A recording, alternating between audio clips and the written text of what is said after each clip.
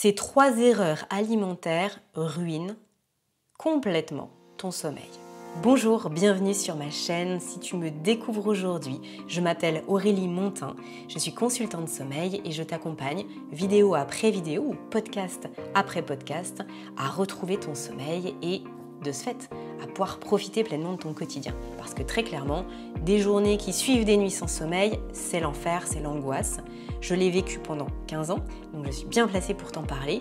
Mais par contre, ce que je peux te dire aussi, de par cette expérience, c'est que ce n'est pas une fatalité. Il y a vraiment des choses très précises, très concrètes à faire qui vont te permettre de dépasser tout ça. Et justement, c'est ce que tu vas pouvoir trouver sur cette chaîne. Alors, on plonge dans le vif du sujet. Quelles sont ces 3 erreurs? La première, ne pas mastiquer. La mastication, c'est le démarrage de tout pour la digestion. Je t'explique en détail. Quand tu as ton assiette devant toi, elle est peut-être magnifique, tu as réfléchi à ce que tu allais mettre dedans, tu t'es dit ok, ça c'est bon pour mon corps, ça c'est très important, ça j'en ai besoin pour mon sommeil, super. Mais si quand tu manges, rien n'est assimilé et que ça ressort dans les toilettes telle quelle façon de parler. Quel intérêt? Quel intérêt de prendre autant de soin à penser son alimentation? Quel intérêt de prendre autant de temps, d'énergie à préparer quelque chose de sain qui va soutenir ton sommeil si c'est pas assimilé? Et pourquoi ça serait pas assimilé? Ça peut ne pas être assimilé parce que il y a trop d'ingrédients dans ton plat et du coup c'est trop lourd, trop dur à digérer au niveau des enzymes digestives. Peut-être aussi qu'il n'y a pas suffisamment d'acidité au niveau de l'estomac, ce qui est possible. Ce sont des choses que je pourrais développer dans d'autres vidéos. D'ailleurs, n'hésite pas à me mettre dans les commentaires s'il y a des sujets que tu souhaites que j'aborde plus spécifiquement. Je me ferai vraiment un plaisir de développer ça dans d'autres vidéos. Donc, les combinaisons alimentaires, etc. Mais la raison principale, c'est que tu manges avec un lance-pierre, tout simplement. Tu ne mastiques pas. Qu'est-ce qui se passe quand tu mastiques pas? Les aliments, ils sont pas suffisamment imprégnés, imbibés par les sucs salivaires. Ils tombent presque entiers directement dans l'estomac. Et puis, là-dedans, ça va nécessiter un travail beaucoup plus important, mais qui n'est en plus pas fait par les mêmes enzymes, les mêmes sucs digestifs. On sait par exemple que les sucres doivent commencer à être prédigérés dans la bouche, parce que ça ne se fait pas au niveau de l'estomac. Donc ça fermente, ça peut créer toutes sortes de désagréments au niveau digestif. Et puis surtout, si ça arrive comme ça au niveau de l'intestin grêle, ça lui demande à lui beaucoup plus de travail de découpe avec ces enzymes à nouveau qui sont sécrétées par les organes qui travaillent main dans la main avec l'intestin grêle, donc par exemple le pancréas ou la vésicule biliaire, eh bien, il va falloir un travail beaucoup plus important. Sauf que si en même temps, on est tellement fatigué qu'on manque de capacité digestive, si en même temps il y a tellement d'aliments, si en même temps il y a une fermentation, si en même temps il n'y a pas les bonnes bactéries, mais ce qui est souvent le cas, je ne dis pas ça du tout parce que ce sont des cas isolés, c'est très souvent la situation de, on va dire, l'homme moderne dans nos sociétés. Et donc, qu'est-ce qui se passe? Le corps ne peut pas assimiler. Les molécules, elles sont là et elles vont être éliminées. Donc, toi, tu ne peux pas bénéficier des bons acides gras, des protéines, des vitamines, des minéraux, dans ce qui serait nécessaire, j'entends. Il t'en manque peut-être la moitié, il t'en manque peut-être même plus que la moitié. Et donc, du coup, ton système nerveux, ton système hormonal n'a pas suffisamment de ressources. Donc, le sommeil n'arrive pas avec force. C'est très difficile pour lui de s'installer. Le système nerveux a du mal à appuyer sur la pédale de frein et donc toutes les problématiques liées au sommeil arrivent en cascade. Difficulté d'endormissement, difficulté la nuit, réveil nocturne, fatigue le lendemain, encore plus de difficultés pour s'endormir, les cogitations, les ruminations qui viennent se greffer à tout ça parce qu'on perd confiance en sa capacité à dormir. Et alors là, on est dans le cercle vicieux parfait qui entretient les troubles du sommeil. Donc si tu veux sortir de tout ça, premièrement, il faut prendre le temps de manger. Il faut mastiquer, parce qu'en plus, quand tu mastiques, tu es dans le système nerveux qu'on appelle parasympathique, donc du calme, qui va permettre à tout ton système digestif de fonctionner de façon plus optimale. Vraiment, c'est pas anodin. C'est pas parce que ça paraît facile et parce que c'est gratuit que ça ne marche pas. C'est parce qu'en fait, personne ne le fait aujourd'hui. Mais toi, maintenant, tu es au courant. Point numéro 2, le sucre. Le sucre, ce fameux sucre. Je Je pense qu'il n'y a pas un mois dans toutes les vidéos que je publie où je ne te parle pas de sucre, parce que c'est un sujet essentiel. Donc là, on était sur la forme, comment je mange finalement. Là, on est vraiment sur le fond de comment je mange. Le sucre va faire le yo-yo à ton taux de sucre sanguin. Ça nécessite des productions d'insuline à gogo qui viennent réguler cette glycémie le jour, la nuit. Donc ça perturbe ce qui s'appelle le métabolisme. En plus de ça, c'est un excitant pour le cerveau. Donc alors le soir, on est content avec ça. En plus de ça, ça te crée un terrain inflammatoire. Le sucre est ce qu'on appelle pro-inflammatoire. Ça veut dire que ça va venir mettre le feu. Ça va mettre le feu dans ton corps, surtout au niveau du système digestif. Ça va faire réagir ton système immunitaire de façon différente. À la fois, ça peut le faire réagir fortement au travers de l'inflammation.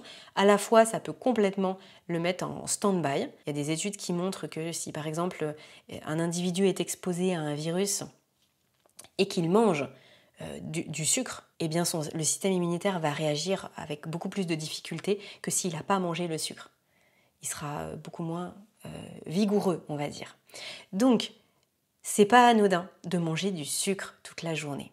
Alors, tu vas peut-être me dire, oui mais Aurélie, quel sucre, quand, comment C'est très difficile de venir te dire, tu ne dois pas manger plus de 3,5 grammes de sucre et puis tu dois le manger à 10h30 du matin. Et ça n'aurait pas beaucoup de sens. Ce qui est important, c'est qu'il n'y ait pas de grignotage. Mais ça, j'en parle dans d'autres vidéos. Pas de grignotage de sucre, ça c'est vraiment catastrophique. Ensuite, on ne commence pas un repas par du sucre. On commence un repas par des protéines, par des lipides, mais pas par du sucre. Ensuite, avec le sucre, il faut bien distinguer le sucre que tu vas trouver dans, je sais pas moi, un muffin chocolat noisette, et puis dans les petites groseilles ou les petites framboises que tu auras cueillies dans ton jardin. Voilà, ok, on est 2 poids, 2 mesures. Donc oui, effectivement, si tu viens manger des fruits, que tu les digères bien, que ça ne te pose pas de problème, c'est une source de... C'est une source agréable d'alimentation et l'idée, c'est pas que tu te prives de tout. En revanche, et écoute bien ça, ce qui peut peut-être te poser problème sans que tu le saches, ce sont ce que je vais appeler les sucres cachés. C'est-à-dire les sucres que tu ne considères pas comme des sucres. Si tu manges du pain, si tu manges du riz, des pâtes, de la semoule, si tu manges des pizzas, si tu manges des sandwichs, si tu manges beaucoup de quiches, de tourte, je ne sais trop quoi, tu manges beaucoup de sucre. Parce que les céréales, c'est du sucre. Alors oui, on va dire, ah mais les céréales complètes, machin et tout. Non, non, ça on oublie. Je ne vais pas rentrer dans les détails ici, mais à la fin, dans ton corps, quand lui il a fait son job, c'est du sucre. Ce qui fait qu'on prend du poids, c'est pas le gras, c'est le sucre. Ce qui fait qu'on se retrouve avec un foie gras, c'est pas le gras, c'est le sucre. Et d'ailleurs, petite parenthèse, le foie gras qu'on peut manger pour les fêtes de fin d'année, c'est pas du gras qu'on donne aux animaux, ce sont des céréales. Les céréales font un foie gras. Les céréales font aussi bouger la glycémie. Les céréales sont pro-inflammatoires. Est-ce que ça veut dire qu'il ne faut plus du tout en manger? Non. Mais ça veut dire qu'il faut faire attention à la quantité. Quand le matin, tu petit déjeunes, je sais pas moi, du pain confiture, c'est que du sucre. Si à midi tu manges de la pizza avec ou des pâtes, avec des fruits, avec un yaourt, et puis peut-être un dessert ou je ne sais trop quoi, ce n'est que du sucre. Si le soir tu dînes une énorme salade de riz, c'est que du sucre. Donc, il faut être vigilant à ce qu'on met dans notre assiette en termes de quantité de sucre sur la journée. Si on aime manger des fruits, alors en ce cas-là, on ne va pas rajouter X quantité de glucides dans son assiette, puisqu'on sait qu'on va manger des fruits en fin de repas. Si tu sais que tu aimes bien le petit carreau de chocolat noir à la fin de ton repas, c'est pareil, fais attention à ce que tu manges dans le reste de ton repas. Ne va pas manger que des glucides. J'avance un petit peu dans cette vidéo avec le point numéro 3. Donc, on a vu quelque chose qui concerne la façon de manger, on a vu quelque chose qui concerne plutôt ce qu'il y a dans l'assiette. Et donc là, on va parler d'un élément qui complète un petit peu tout ça, qui est l'eau que tu bois. Peut-être que tu négliges cet aspect-là. Peut-être que tu te dis que ça n'a pas beaucoup d'importance, et notamment pour le lien avec ton sommeil. Eh bien, je pense que si.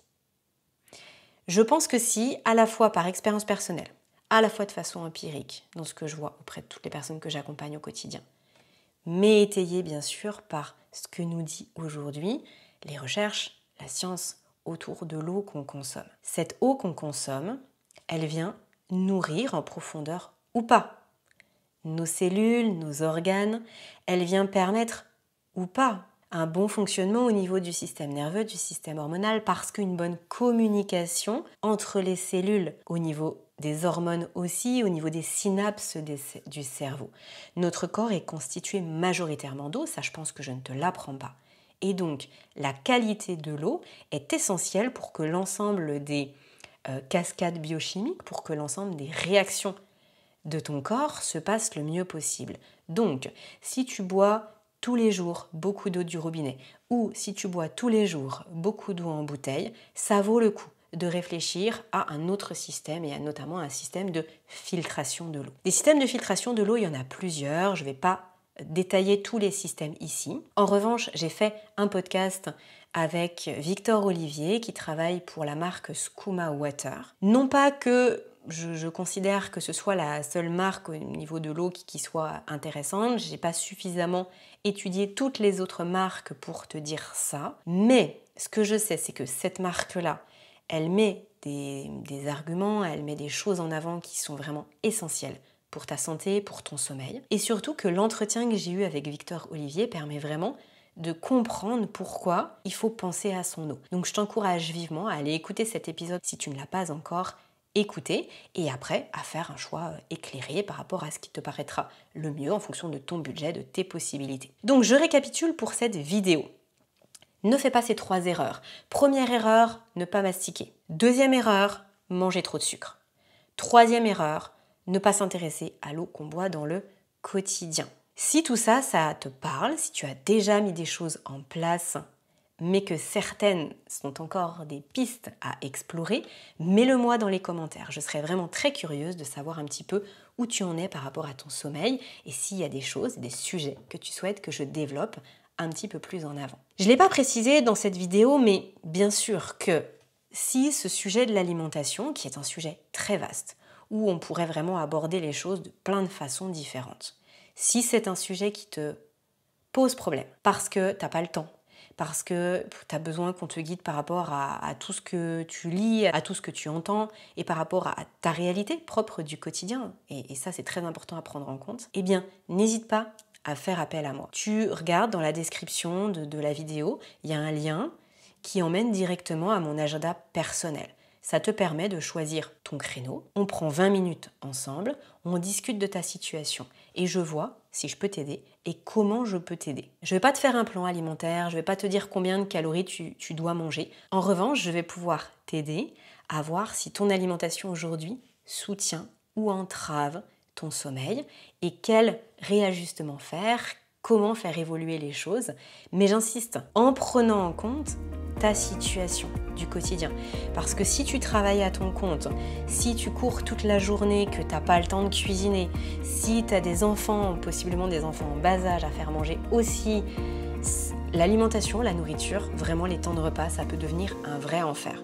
Et je sais de quoi je parle. Donc vraiment, les conseils que je vais pouvoir t'apporter à ce niveau-là, ils vont être adapté à toi, à ta situation. Je te dis à tout de suite, si tu décides de prendre rendez-vous, j'en serais vraiment ravie de pouvoir t'aider à avancer sur ce chemin du sommeil et dans tous les cas, à tout de suite pour une prochaine vidéo.